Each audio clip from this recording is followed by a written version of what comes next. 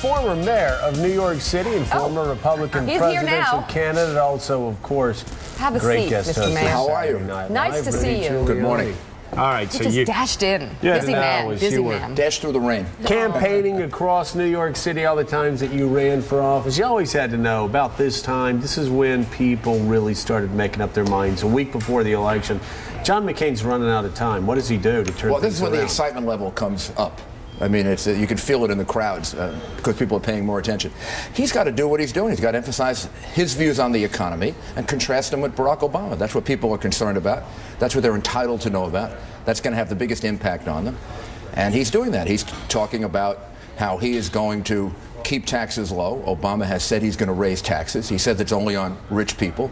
Even if he does that, people 250,000 or more will be devastated. The problem is, though, of course, he has a mixed message. He's got a mixed. He talks about more government programs. Well, he talks about cutting spending. This is a guy that calls Barack Obama a socialist for wanting to let Bush's tax cuts lapse. He opposed Bush's tax cuts. No. He doesn't call him a socialist for letting Bush's tax cuts lapse. Well, the campaign suggesting that. No, the campaign didn't raise this. Barack Obama raised it. He's the one who told Joe The Plumber, I want to spread the wealth. He's the one who says, I'm gonna raise capital gains tax whether it increases revenue or not. He's the one in his book who says that he deliberately wanted to associate with certain groups of people. He mentions along that group Marxist professors, things like that. Throughout his career, he's had a view that you should use the tax system aggressively to redistribute income. That's just the truth. I know people get annoyed about that, but he brought this up. All right, Mark Halpern. Rudy Giuliani has just proven your point and my point that he can deliver this message better than John McCain. Too late to swap you in, Mr. No. Barack Obama's doing a bunch of TV interviews in the last few days. What two questions would you recommend journalists ask him? Well, gee, I don't know. If you ask Joe Biden, he might punch you. I'm looking at his reaction in Florida. Man, I was in Florida campaigning when he did that, and I attribute that to nobody asked him tough questions. All right, now's your chance. What questions should Obama be asked? We've been talking like about specific, serious questions. What are two questions? Not theoretical and vague, but specific questions. If you were a journalist interviewing him. I would certainly ask him about his economic policies. Here it's beyond what he says about raising taxes.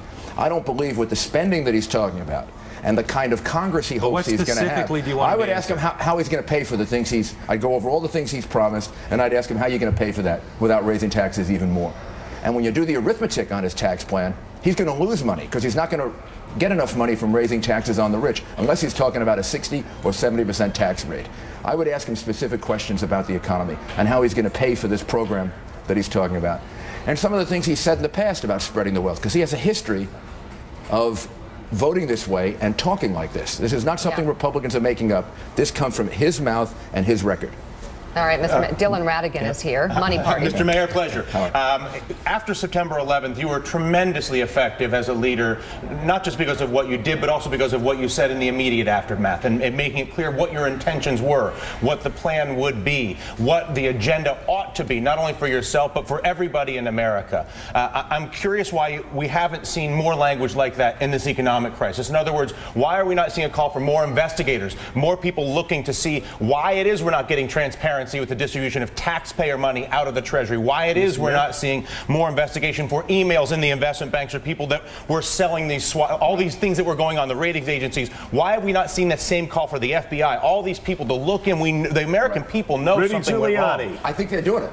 I think the FBI is doing it. I think they are conducting investigations. I have heard John McCain talk about the fact that people are going to have to go to jail. People are going to have to get prosecuted for this. People are going to have to get investigated for this.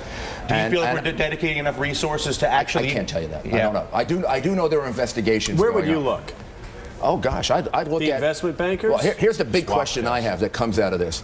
All of these firms are regulated firms. They all have capital requirements. How come the capital requirements are so far off? Well, they lobbied to change them, though. The fact of the matter is, unlike WorldCom and others, and you know this as well as I do, they went to Washington, D.C., the CEOs of the 5 investment banks, and had the rule changed. All right, so what would you do? They did, but also I think the specific amount they thought they didn't have. Even under the much lower, I think it's called the Basel II rule, even though that was probably a mistake, even under that rule, they didn't have enough capital in the bank. How could a firm like Lehman Brothers be leveraged 30-1? And then bonus them. So, well, the rule was changed to 40-1, though, and then they bonused themselves nakedly along the housing market, hundreds of millions of dollars. I go back through all of that and find out, were the filings correct? Were they honest? Is it that the rule was so totally wrong that we got into this situation, or did somebody somewhere along the line, or a group of people, falsify things? This is where the campaign turned. Once this crisis started, why has it turned so badly against John McCain?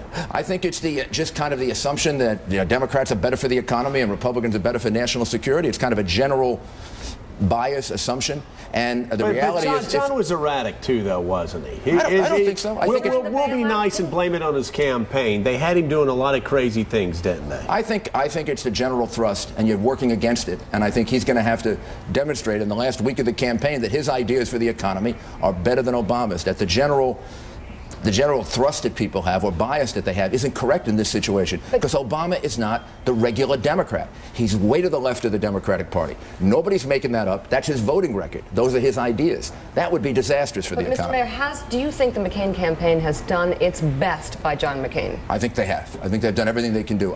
Look, campaigns are never perfect. I know that. I've been in a bunch of them. And when things go right, everybody looks like a genius. And when people perceive they're going wrong, everybody looks like they're making a mistake. And instead of everybody pointing fingers at each other, they should concentrate on the real issue at stake here, the presidency of the United States. John McCain is prepared to be president. In my view, would be a much better president than Barack Obama. There's a lot of fear and loathing going out there in Middle America, I know, because I get tons of emails suggesting that the world as we know it will come to an end if Barack Obama is elected president. You're a guy that's worked with Democrats, Republicans. You had to be a Republican mayor of New York. If Obama wins, it's not the end of this country as we know it, is it? He's not a socialist, is he? It's not the worst thing that could possibly happen. Talk to my mom. Tell my mom. My mom voted for you. She thought you were the one guy that could save this country. My mom is afraid that the world comes to an end if Barack Obama's president. Talk to my mom and tell her she can get out from underneath the bed. Much more important that we elect John McCain. He's got the experience, the background, the ability to handle it. No matter who we elect, this country is going to move on. I mean, we're a great country.